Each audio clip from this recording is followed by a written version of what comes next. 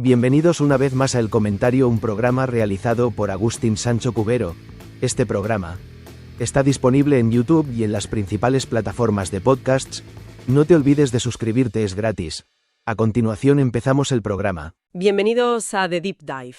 Hoy tenemos sobre la mesa un tema que nos toca a todos muy de cerca: el dinero. Siempre nos toca de cerca, sí. Totalmente. Vamos a hablar de la salud financiera de los hogares españoles. Acaba de salir del horno el último informe del Instituto Nacional de Estadística, que básicamente nos da la foto final de cómo hemos cerrado este 2025. Es una foto muy esperada, la verdad. Y como siempre ocurre con estas grandes cifras, el titular puede ser una cosa, pero la historia que se esconde en los detalles, esa suele ser mucho más interesante. Justo. Nuestra misión hoy es precisamente esa: ir más allá del porcentaje que sale en todas las noticias. Exacto, porque el titular que he visto por todas partes es que la tasa de ahorro de los hogares se sitúa en el 12% de su renta disponible. Y mi primera reacción es, un 12% no suena terrible, ¿no? Podría ser peor. A primera vista, ¿no? Como dices, hay algo más escondido ahí detrás de ese número. Vamos a desgranar esto. Has puesto el dedo en la llaga. Una cifra macroeconómica es como la punta de un iceberg. Lo que vamos a hacer es sumergirnos para ver qué hay debajo. Conectaremos los puntos que nos da el INE, los ingresos que entran, los gastos que salen, lo que queda para ahorrar. Y muy importante, lo que se pide prestado. Solo así tendremos la imagen completa de la situación real. Pues vamos a sumergirnos. Empecemos por esa punta del iceberg, la tasa de ahorro del 12% en el tercer trimestre de 2025. Más allá de que suene bien o mal, ¿cómo tenemos que interpretar este dato en su contexto? A ver, lo primero es olvidarse de la foto fija. En economía, la película es mucho más importante que el fotograma. El número en sí, ese 12%, es menos revelador que la dirección en la que se está moviendo.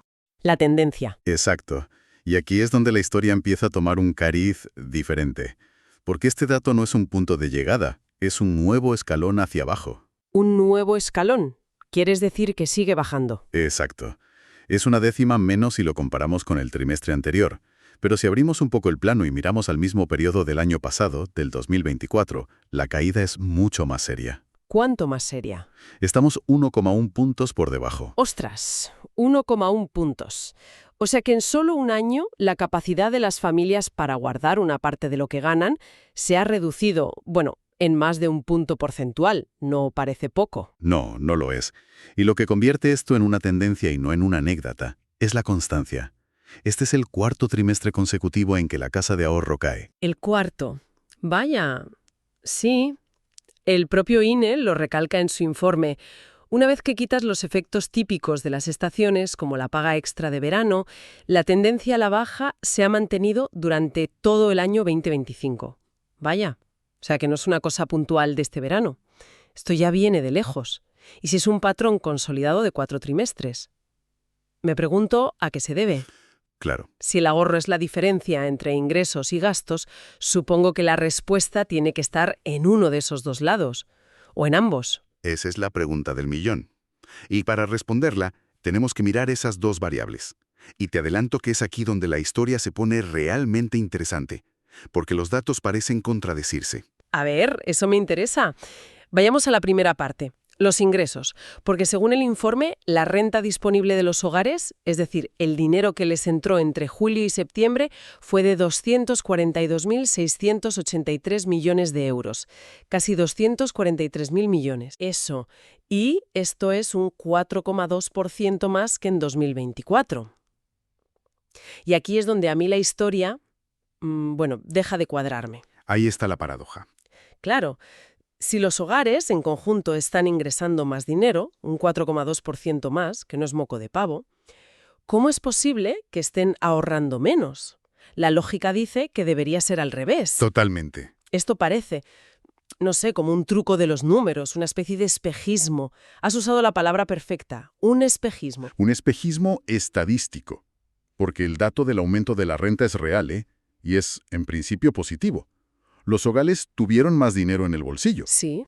Pero como todo espejismo se desvanece cuando te acercas y miras el panorama completo. Y el panorama completo incluye la otra parte de la ecuación, la que más duele, me imagino, el gasto. Efectivamente. Si los ingresos son el espejismo, Supongo que la cruda realidad está en lo que sale de la cartera, ¿no? En la cesta de la compra, en las facturas, la gasolina. Ahí es donde el espejismo se rompe, porque el informe del INE nos da la pieza que resuelve el puzzle, y es demoledora. El gasto en consumo final de los hogares, o sea, lo que se necesita para vivir, no solo subió, sino que creció a un ritmo muchísimo mayor que los ingresos. Mucho mayor. ¿De qué cifra hablamos? Hablamos de un aumento del 6% respecto al año anterior. Un momento, para que procesemos esto. Los ingresos de las familias suben un 4,2%, Sí, pero sus gastos fijos y de consumo suben un 6%. eso es. La diferencia es de casi 2 puntos. Con razón nos salen las cuentas. Es que el coste de la vida ha subido mucho más rápido que los sueldos. Exactamente. En la carrera entre ingresos y gastos, los gastos han ganado por goleón. Se comieron por completo ese aumento de la renta y además mordieron una parte de lo que antes se conseguía ahorrar. Claro. En cifras absolutas, el gasto alcanzó los 232.358 millones de euros. Claro, los porcentajes a veces son fríos. Creo que para entender el impacto real, lo mejor es hablar de euros contantes y sonantes. Si restamos esos gastos a los ingresos que mencionamos antes, ¿cuál es el ahorro neto que les quedó a las familias en ese trimestre? Pues el cálculo es directo y nos lleva al corazón del asunto. El ahorro neto de los hogares en el tercer trimestre de 2025 fue de 11.084 millones de euros. Vale, 11.084 millones. Guardemos esa cifra. Y para ver la película de la que hablabas, ¿cuánto se ahorró en el mismo periodo del año anterior, en 2024?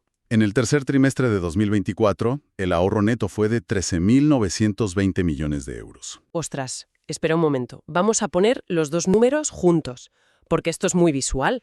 Pasamos de un ahorro de casi 14.000 millones Sí, 13.920. a uno de poco más de 11.000 millones. Es una diferencia de casi 3.000 millones de euros menos en un solo trimestre. Si calculo el porcentaje de esa caída, estamos hablando de una caída del 20,4%. Ahí lo tienes. Ese es el verdadero titular que se escondía detrás del 12%. No es que la tasa de ahorro haya bajado un poquito, es que la capacidad real, el músculo financiero de los hogares para guardar dinero, se ha desplomado más de un 20% en un año. Es que es un cambio de perspectiva total. Una cosa es decir, la tasa de ahorro bajó un punto, y otra muy distinta es decir, las familias pudieron guardar una quinta parte menos de dinero que el año pasado. Exacto. Esto sí que lo entiende todo el mundo. Y tiene unas implicaciones enormes, porque perder un 20% de tu capacidad de ahorro significa que la avería del coche te hace un destrozo mucho mayor. Desde luego. O que las vacaciones que planeabas, de repente, se vuelven imposibles. El colchón de seguridad se ha encogido una barbaridad. Has descrito perfectamente el impacto a nivel microeconómico. Ese colchón financiero es la primera línea de defensa ante cualquier imprevisto, y lo que nos dicen los datos es que esa línea de defensa es ahora un 20% más delgada. Claro. Esto nos lleva de forma natural al siguiente capítulo de la historia. Es un efecto dominó. Claro, si la gente ahorra una quinta parte menos, pero la vida sigue, las necesidades no desaparecen. La pregunta es obvia. ¿De dónde sale el dinero para, no sé, la entrada de un piso, una reforma o simplemente para llegar a fin de mes? No puede salir del ahorro porque, como acabamos de ver, se ha desplomado. Así que el informe del INE nos da la respuesta al mostrarnos qué ha pasado con las otras grandes decisiones financieras, la inversión y, sobre todo, el endeudamiento. ¿Vale? Y aquí viene otra sorpresa. Empecemos por la inversión. Yo esperaría que con menos ahorro la gente invirtiera menos. Sería lo lógico. Pues la lógica aquí no se cumplió. A pesar de todo este contexto, la inversión de los hogares, que en su mayor parte se destina a la compra y rehabilitación de vivienda, de hecho aumentó. Pero, ¿cómo es posible? Con un 20% menos de capacidad de ahorro. Eso no tiene ningún sentido. Pues los datos son claros. Aumentó un 5,8% interanual, hasta alcanzar los 18.102 millones de euros en el trimestre. Increíble. Esto nos dice algo muy importante. Las necesidades o los planes de inversión de las familias no se detuvieron. La gente siguió comprando casas o haciendo reformas. Pero es que los números no me cuadran en absoluto. A ver, si los hogares solo consiguieron ahorrar 11.084 millones, ¿cómo demonios pudieron invertir 18.102 millones? Esa es la pregunta. Faltan más de 7.000 millones por el camino. ¿De dónde sale esa diferencia? Y esa, de nuevo, es la clave de todo. Para cubrir esa brecha, para poder financiar tanto el mayor coste de la vida del día a día como esa inversión que no se detuvo, a las familias solo les quedaba una opción. Pedir dinero prestado, la deuda. La deuda. El INE lo mide con un concepto técnico que se llama necesidad de financiación, que básicamente es el dinero que los hogares tuvieron que conseguir de fuera para poder cerrar sus cuentas. Entiendo. Y el dato es probablemente el más impactante de todo el informe. Dispara. La necesidad de financiación de los hogares se duplicó. Espera, ¿cómo que se duplicó? En solo un año, eso es una locura. ¿De qué cifras estamos hablando? ¿Cuánto dinero extra han tenido que pedir prestado los hogares? La subida fue del 110,1% respecto al año anterior. ¿110%? Sí. Se pasó de necesitar unos 3.500 millones a necesitar 7.537 millones de euros en un solo trimestre. Ese es el dinero que faltaba en la ecuación. El dinero que antes salía del ahorro y que ahora ha tenido que salir de nuevos préstamos y créditos. A ver si puedo ordenar toda la cadena de acontecimientos en mi cabeza porque es una secuencia perfecta. Primero, los ingresos suben, pero el coste de la vida sube mucho más rápido. Como una ola, que te adelanta. Sí. Como consecuencia, la capacidad real de ahorrar se desploma, más de un 20%. Correcto. A pesar de esto, la gente necesita seguir viviendo e invirtiendo. Así que para tapar el agujero que deja el ahorro, no queda más remedio que tirar de financiación externa, de deuda, a un ritmo que es el doble que el del año pasado. Ese es el resumen. Es una descripción perfecta de la dinámica. Se ha producido una transferencia directa de recursos. El dinero que antes se acumulaba en la cuenta de ahorro, ahora se ha ido a pagar facturas más altas, o se ha sustituido por una nueva línea en la cuenta de crédito. Y esto nos lleva a la foto final. Si hacemos una síntesis de todo lo que hemos desvelado, ¿cuál es el panorama financiero real de los hogares españoles al terminar 2025? Ya no el titular del 12%, sino la historia completa. La historia completa, conectando todos los puntos que hemos analizado, nos deja una conclusión muy nítida. Los hogares de nuestro país terminan el año con una combinación de 3 factores muy definidos que marcan su nueva realidad económica. El primero, que ha quedado clarísimo, es una capacidad de ahorro mucho menor. El colchón financiero para imprevistos se ha encogido de forma más que significativa. El segundo es un gasto corriente mucho más alto.